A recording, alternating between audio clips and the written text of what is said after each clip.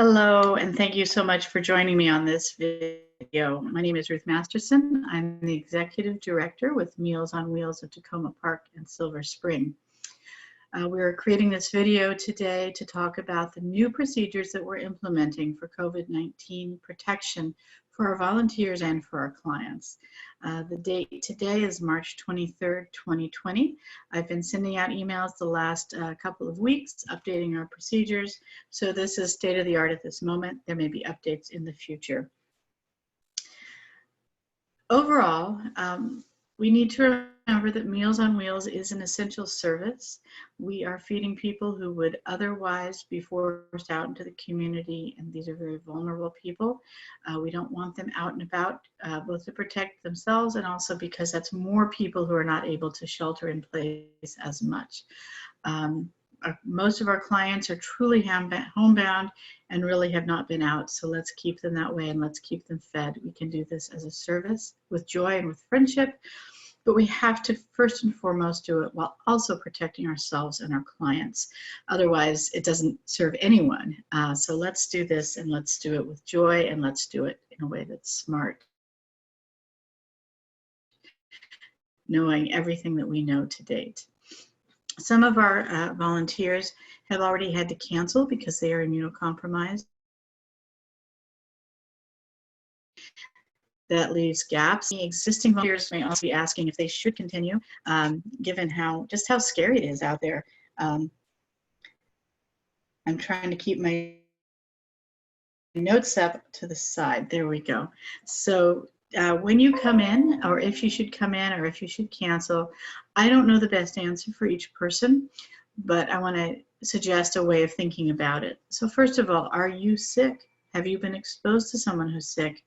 And by this I mean COVID-19 for sure, but of course also cold, flu, anything else that could be contagious or infectious to other people, because that becomes essentially an underlying condition. We want to keep everyone as healthy as possible. Are you yourself immunocompromised? If any of these apply to you, please do not come in. Please do cancel. Give us a call. I'll mention here that phone calls are much better than emailing us with cancellations or any other way you might try to reach out. I know it seems like the 21st century, we should be able to respond quickly online, but really the best way to cancel, if you have to, is to call us at 301-434-1922. That's a central place where I, Dee Dee, and Susan are all collecting the information. You can email if you have to, but phone is best. Second category of people.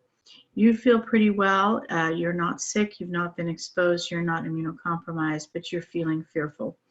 Again, I can't answer the question for you, but if you or your family members are worried about you coming in, please watch this video. I'll try to be as succinct as possible. Think about the procedures that we've implemented and make a decision based on that. Third group of people, you've recently traveled, you've just gotten back, you're eager to step in and help out. Awesome, we can't wait to see you.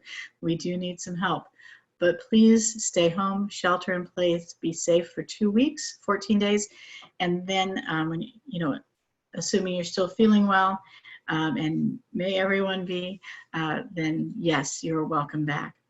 And the last category is if you're feeling healthy. We're all aware that people can have it and be asymptomatic, but until testing is more widespread, that's all we have to go by.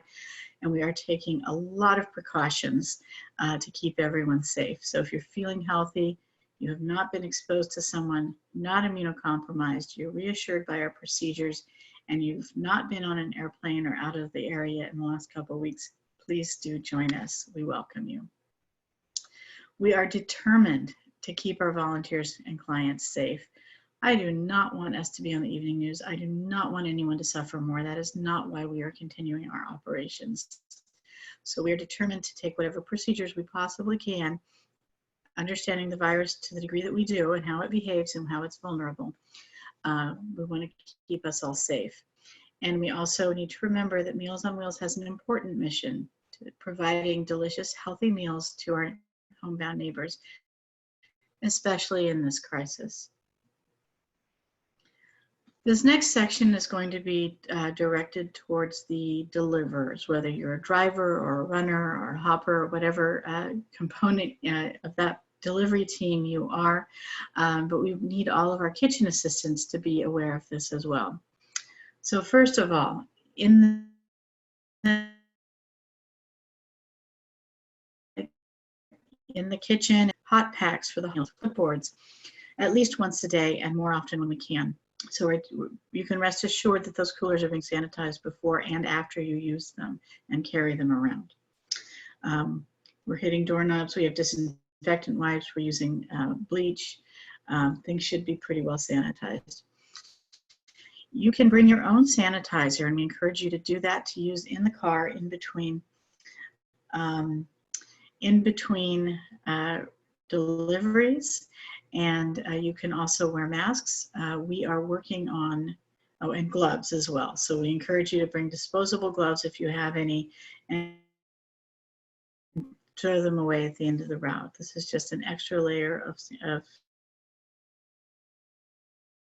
sanitation. We have them in masks. We are trying to get a sewn mask for every volunteer so that you can keep it and wash it at home. We're hoping to have ones with pockets so that we can put extra filters in them.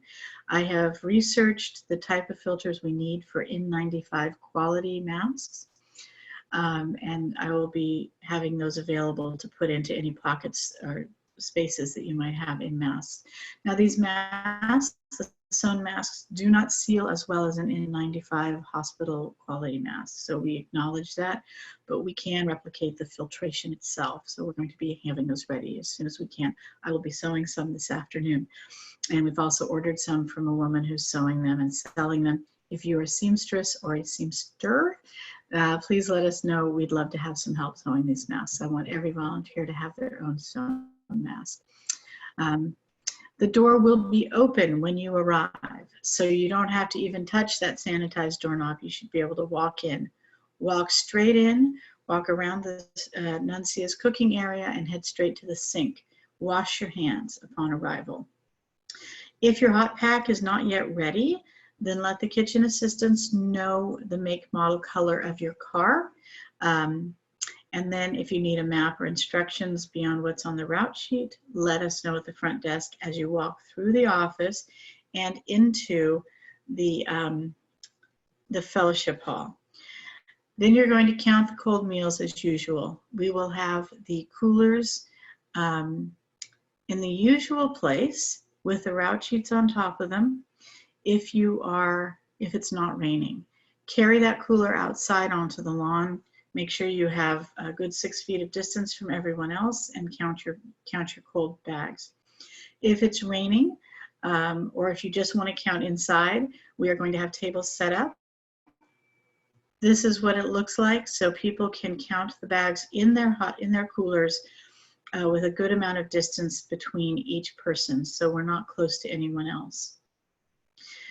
Then you're going to go wait in your car. So carry the cooler out the rest of the way to your car, throw it in your trunk or back seat as you prefer, and grab your hot pack. If the hot pack isn't ready, wait in your car and the kitchen assistant will come out to your car and say, hey, route number 6, route number 4 is ready. So then you can run inside, grab your hot pack from the counter, and head out on your route. If it's not raining and you want to do so, you can feel free to chat with other people outside. That's been happening in the last several days. People are very relaxed, standing a good distance from each other, and able to still chat and communicate and have social connection. So next phase, you've driven to your first stop. What do you do? Well, what you're going to do, I recommend calling each person. This is up to you, but I do recommend as you pull away from each stop or pull away from the kitchen, call the next person on the route so they know that you're on their way and they will be there ready and waiting for you. When you're making the delivery, don't hand the bag to the client. Instead, put the hot meal in the cold meal bag at the last minute. We do not normally do this because we want to keep those hot meals hot and the cold meals cold. But this is only for a minute, and the coronavirus is worse than a warm sandwich. So put the hot bag in the hot meal in the cold bag, hang it on the doorknob, step 6 feet or knock real well, and then take a few steps back so you're at least 6 feet away and wait. When the client opens the door, you can smile, wave, chat, maintaining that 6-foot distance, so you should be safe and the client should be safe. They take the bag inside and go. If the client does not come to the door, you can try calling them again. I really never have recommended people stay more than about 5 minutes trying to get a meal delivered. Please, especially during this time, don't do anything too heroic. You don't need to stick around a long time. You don't need to walk around the property or open the door. Just give them a good couple of minutes to get to the door, understanding that they're moving slowly. They're our clients for a reason, so give them a little time. And then if they don't come, grab the meal off the doorknob and bring it back to the kitchen. As you go along, this is not required like the previous steps were, but it's really helpful if you just make some notes on your route sheet. So-and-so wasn't home. So-and-so seemed more lethargic. So-and-so was coughing. Whatever you need to say, whatever you would like to communicate to us, write them on the route sheet as you go along. You get back, you're ready to drop off your coolers and hot packs. What now? Okay, you're going to carry everything inside as usual, keeping 6-foot distance from everyone else. So people do tend to come back staggered, so that should already be fine. You're going to put the hot pack in its usual spot, put the cooler in its usual spot, put your ice packs back in the freezer. Remember that we recently moved the freezer closer to the coolers so you can more easily put the ice packs away. Leave any notes on the desk. We may be frantically making phone calls to cover other routes, etc. Feel free to talk to us, always leaving space, but the notes will suffice if we're busy, so you can head on out. But before you head out, wash your hands again. So you'll wash your hands at the beginning and at the end of the route, all right? We want you well, we want our clients well, we want us well. Kitchen assistants, we're gonna stop talking to the deliverers now and talk to the kitchen assistants. Several new things are happening. So, well, not new, actually. The first part, wash your hands. I hope you always did. I know you always did. Walk in, first thing, wash your hands. Now, kitchen assistants are more likely to take off coats or purses and leave them someplace. Please leave them on the sofas. Don't hang them in the hanging rack. And put every seat can be a different person's spot to lay their stuff. So when you come in, walk into the volunteer lounge, lay your coat and purse on an untaken chair or seat so that it's not touching anyone else's, and then come back on in. What we're going to be doing is we'll be putting the food that you'll be preparing on the rolling tables in the kitchen, and we're going to roll those into the fellowship hall so you have lots and lots of space. So you can still talk to one another, you'll still be inside of one another, but you will have a good 6 feet of distance, and we'll just keep you all separated that way while you're working. Cover coughs. If you have to cough, do it like this. Lots of elbow action these days, right? So handshakes turned into elbow touches. Even that's now forbidden, and now we're still covering the coughs. Help make sure the door is open while the food is being ladled up, all right? We need to keep that door open, so help make sure it's propped open. No, if there's any box or something behind the door, it'll keep it from latching open. So clear out anything behind, push that door open. So that way the deliverers can just come through without touching the knob.